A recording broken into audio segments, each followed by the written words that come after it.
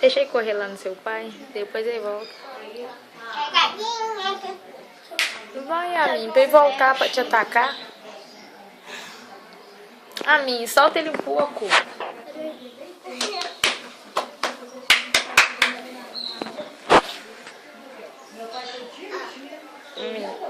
Deita e abaixa a cabeça.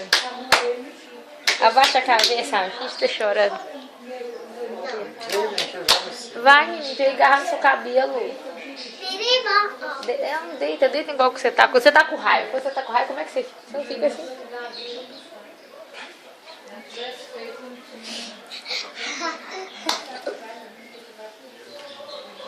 Quer saber dela? Não, fica pegando nele. Você tem que deixar ele morrer, não sei. Birinho, pega aí, Yasmin.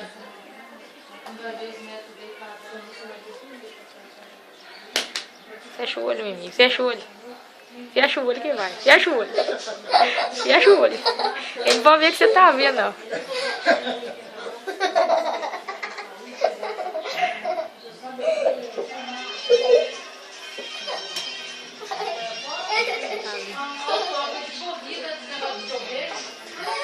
Tampa a cara e fecha o olho, amigo. Vai, amigo. Fecha o olho que ele vai assim. Meu cabelo.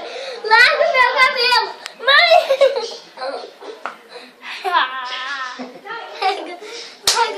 Birimba, pega o Hernandes. Solta ele um pouquinho. Pega o Hernandes.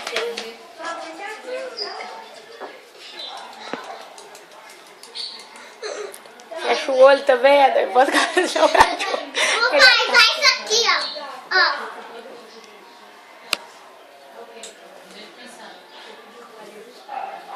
Deixa, menino. Fique quietinho, menino, pra ver o que ele vai fazer. Deixa ele fazer o que quer. Quietinho, menino. Deixa, menino. Deixa. Ai, tá mordendo.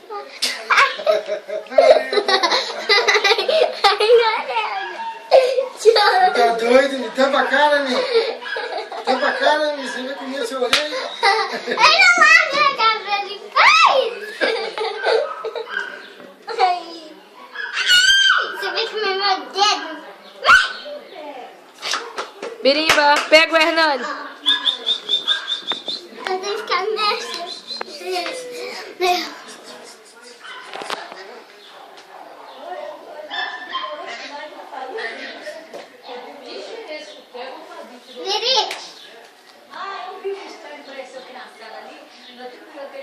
Birimba.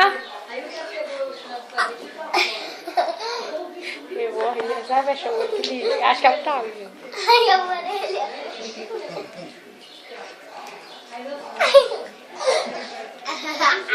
Eu te peguei.